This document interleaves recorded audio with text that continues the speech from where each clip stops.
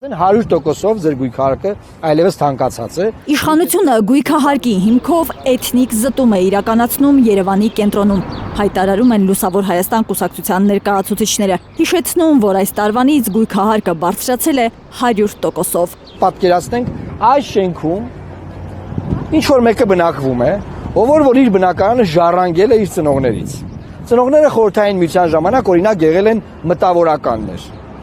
Սակայն այս մարդը հիմա թոշակով ապրող մարդ է, այս մարդն ասում է ժողովուրդ ջան, այս գույքահարկը որ այսքան թանկացրեք, ես չեմ կարող այստեղ ապրել։ Ինչ է ասում Նիկոլ Փաշինյանը։ Ասում է թանկ տեղ ես ապրում, կենտրոն ես ապրում, վաճառի գնա մասիվ, վաճառի գնա բան, չգիտեմ, փարակար գնա ապրի։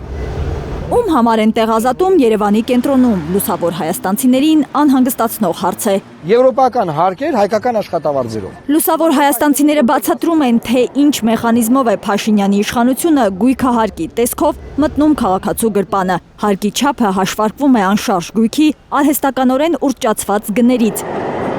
ինչը չի համապատասխանում մարդկանց իրական եկամուտներին։ Քաղաքացուն փորձում են ստիպել վարձվորի կյանքում ապրել սեփական տանը։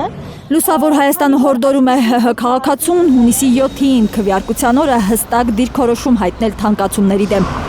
Քաղաքական այս ուժի ներկայացուցիչները խոստանում են խորհրդարան անցնելու դեպքում իրենց առաջին քայլն է լինելու գույքահարկի բեռի թեթևացումը։ Նկուղային բնակարանները կամ վատթար վիճակում գտնվող բնակարանները, վթարային բնակարանները նույն համեմատության մեջ են դրվում դիցուք նորակառույց շենքերի հետ եւ նույն գույքահարկն են պահանջում մարդկանցից, ինչ որ պահանջում են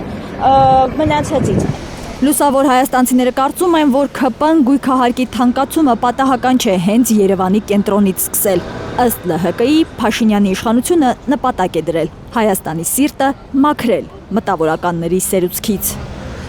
Արփիս Քեսյան, Արմեն Ապրեսյան, Հայլուր։